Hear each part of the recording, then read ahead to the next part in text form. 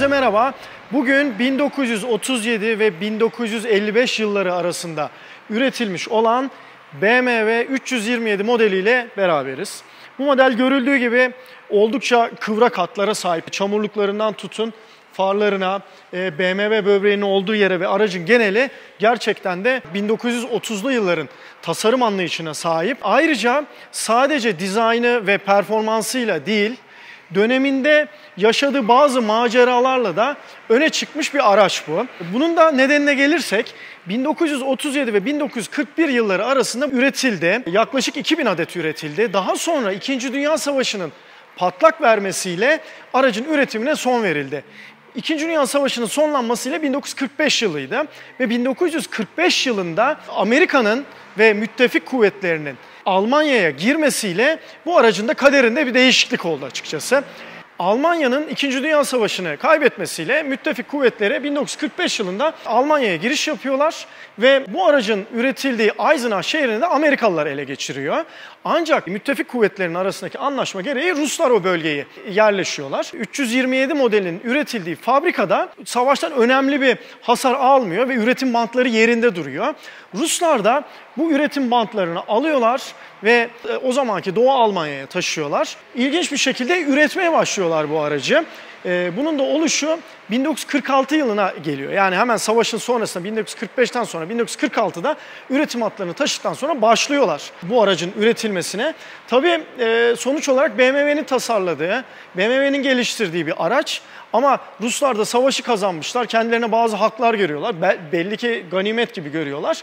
Üretiyorlar ama Almanya, daha doğrusu BMW buna itiraz ediyor. Benim ismimi kullanamazsın, bize aittir şeklinde. Bunun üzerine de üretimi yapan Rus firma ismini BMW yerine EMV yapıyor. Yani aracın ilk üretildiği şehrin ilk harfinin başını alıyor. Sadece isim değil, renklere de itiraz ediyor BMW. Diyor ki biz mavi beyaz renklerimizi kullanamazsın. Bunun üzerine bu renkler kırmızı beyaz olarak kullanılmaya başlanıyor. Şu anda aracımızda bizim mavi beyaz ama aslında orijinalinde kırmızı beyaz olarak olması gerekiyor. O yüzden aslında bu gördüğünüz araç 1952 model bir EMW ve logosunun rengi de kırmızı beyaz olması gerekiyor. Böyle de ilginç bir tarihi var. BMW'nin kendi tarihi içerisinde böyle bir başka araç olduğunu da zannetmiyoruz. Belki gözden kaçan bazı modeller olmuş olabilir ama bu model gerçekten BMW'nin tam savaş zamanına denk gelen bir modeli olmasıyla ilgi çekici ve hikayesi de Rusların ürettiği bir BMW yani EMV olmasıyla gerçekten çok ilginç. Aracımızın 1937-41 yılları arasında yaklaşık 2000 adet üretildiğinden bahsetmiştik. Rusların fabrikayı ele geçirip yaptığı EMV üretiminde ise sadece 505 adet araç üretilmiş. Ve bu 505 adet aracın içinde de mesela Belçika kralı o zamanın parasıyla 19.000 marka aracı satın almış. Daha az sayıda üretilmiş olması ve böyle ilginç bir tarihe sahip olması da bize göre aracı biraz daha farklı bir konuma getiriyor. Belki de bu haliyle daha değerli bile olabilir diye düşünüyoruz. Modelde kullanılan motor ise 2 litre bloktan egzantrikli sıralı 6 silindirli bir motor. Farklı versiyonlarda Alman, Rus değişik motorlar kullanılmış olsa da 57 beygirle 80 beygir arasında çeşitli motorlar kullanılmış. Ancak bizim aracımızda orijinal motor bulunmuyor. Bunun da ilginç bir hikayesi var aslında. Şöyle ki bundan 30 yıl önce bu aracın sahibi motor bloğunun çatlaması nedeniyle yani aracı kullanamıyorum o yüzden motorunu değiştirelim veya işte yenileyelim diye tamirciye gidiyor. Tamirci de beceremiyor bu motoru yapmayı, anlamıyor anladığımız kadarıyla. Blokta da çatlak varmış büyük ihtimalle. Ford motoru takıyor. O zaman için yine 2 litre 4 silindirli bir Ford motoru takılıyor. Çıkan motor da tabiri caizse atılıyor. O da şöyle oluyor. Devlet o dönem bütün tamirhanelerdeki motorları, araçları kayıt altına almak için yeni bir sistem başlatıyor. Ve gelindiği zaman işte ustaya söylüyorlar böyle böyle. Ama bunun için bu kaydın yapılması için de bir ek vergi gibi bir şey varmış. Usta da bundan kaçmak için bu aracın orijinal motorunu kiloyla satmış maalesef. Ve o güzelim orijinal motor gitmiş. Keşke şimdi bu aracın içinde o motor olsaydı da orijinalliği çok daha fazla bir şekilde korunsaydı. Bu haliyle de harikulade ama motoru da orijinal olsaydı tadından yenmezdi tabiri caizse. Gerçekten öyle olurdu. Bu aracın Toplam 4 tane sahibi olmuş. Son sahibi yani 4. sahibi de şu anda bulunduğumuz yerin sahibi konumundaki kişi. İlk önce söylendiğine göre İsveç kralı bu aracı almış. Sonra bir şekilde Türkiye'ye gelmiş ikinci sahibine, Türk sahibine. Sonra bir Türk sahibi de almış ve sonra da araç görüldüğü gibi burada bulunuyor. Bu kadar eski 1952 model ve 1937'lerin teknolojisi aslında şu anda bizimle beraber olması gerçekten çok güzel. Şimdi isterseniz aracın içine bir göz atalım. İlginç bir araç, değişik özellikleri var. Tentesini bir açalım bakalım nasılmış.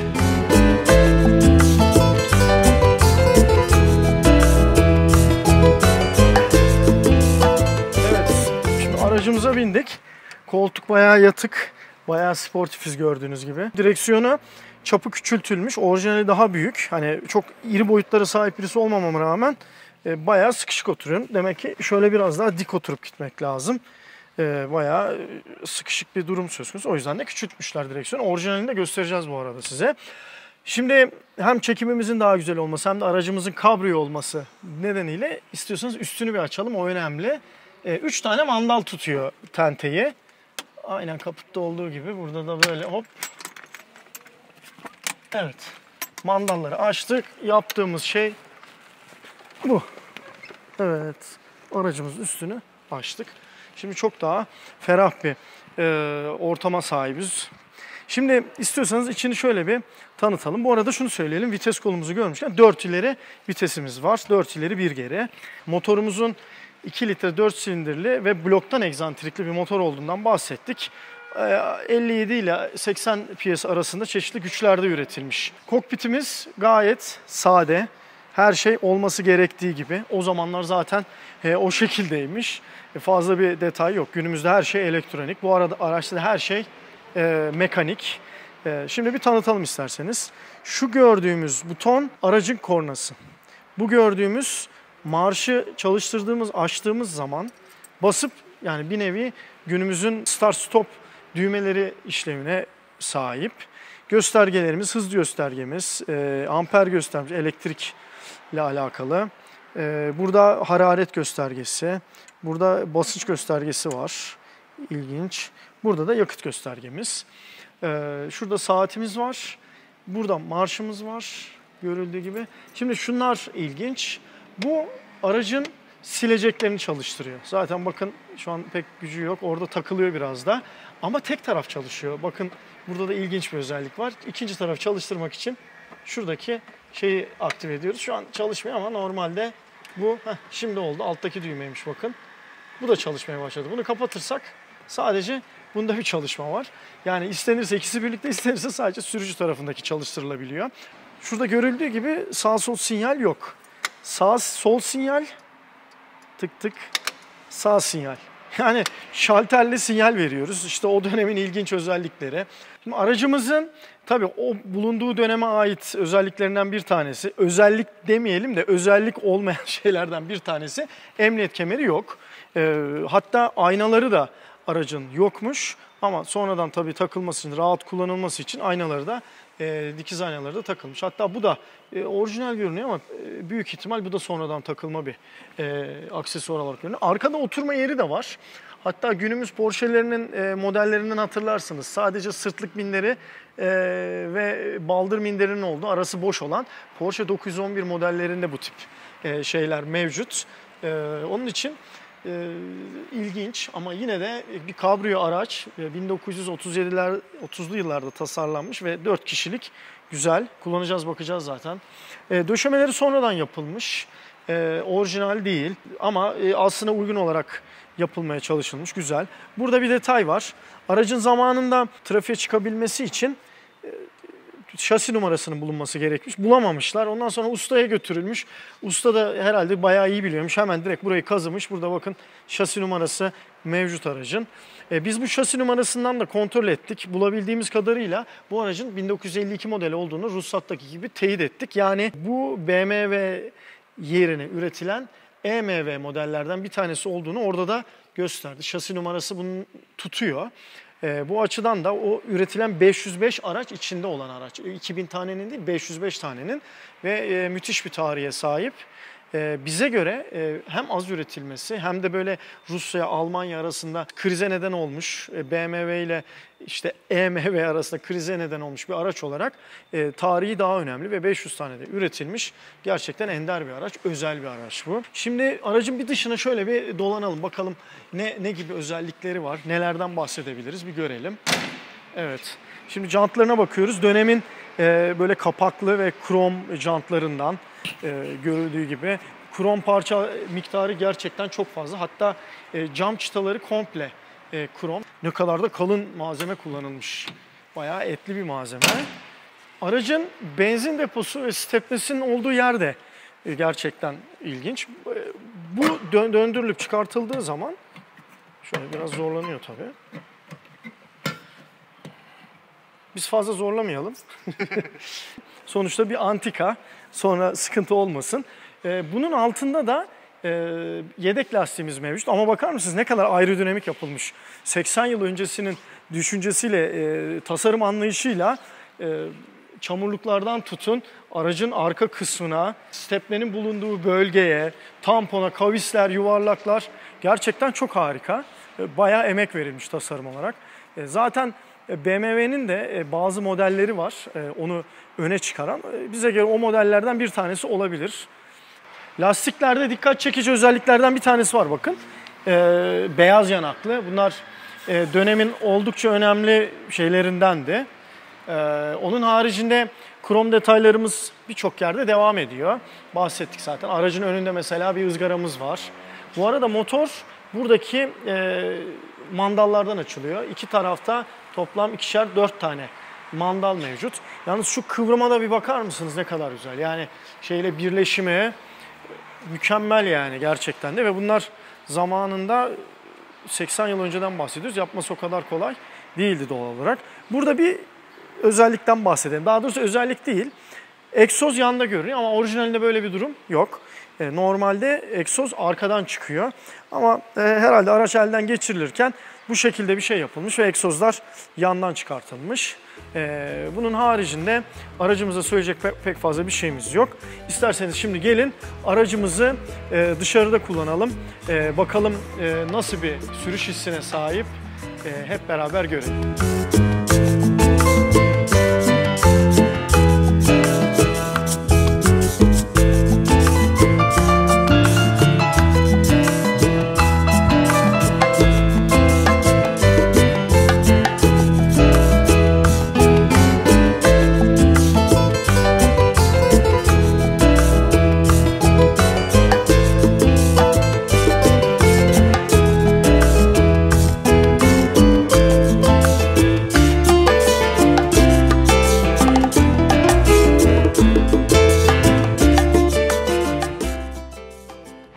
Evet sevgili takipçilerimiz, şimdi yoldayız.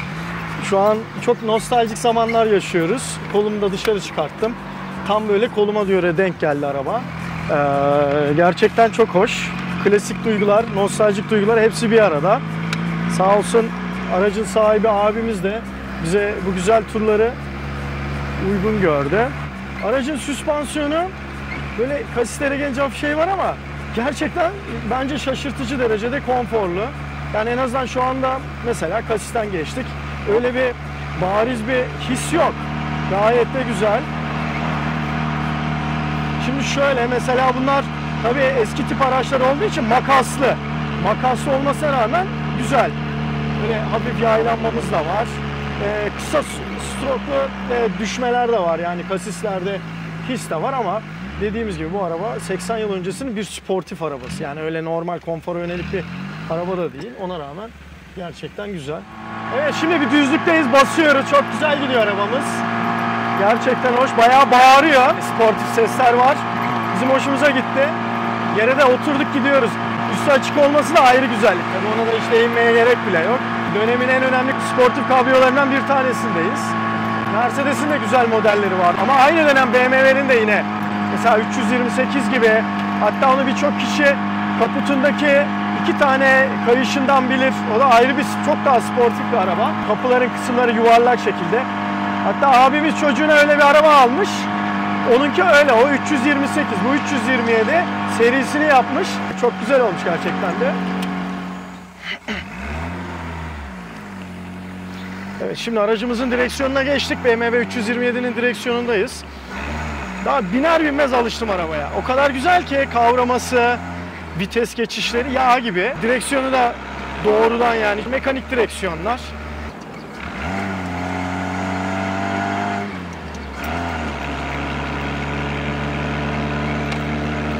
Bu arada torpido kapağımız da sürekli açılıyor. Biz de kapatıyoruz.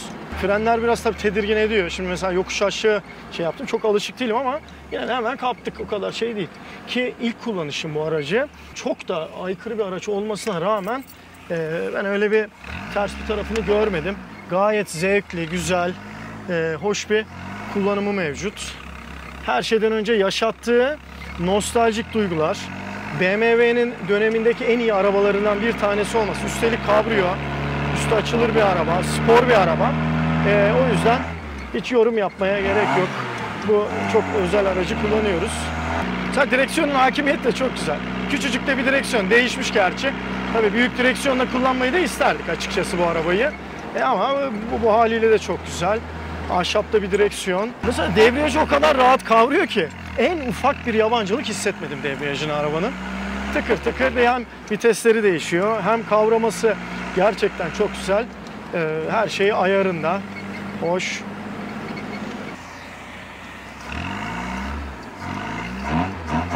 Acayip bir ara gaz. Duyuluyor mu bilmiyorum.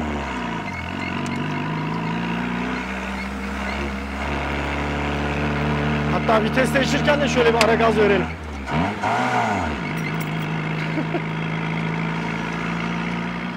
Bu arada sinyalimizi de sürekli açık bırakıyoruz. Tabii kendi atmıyor. Mandal şeklinde olduğu için. Şimdi yine sola veriyoruz. Evet sevgili takipçilerimiz, 1930'ların en özel BMW'lerinden bir tanesinin testini tamamladık. Gerçekten çok hoş. Bundan sonra da bu tip arabaları dört gözle bekleyeceğiz. O dönemin nostaljisini yaşamak, o dönemin araçlarını kullanmak gerçekten bambaşka bir duygu.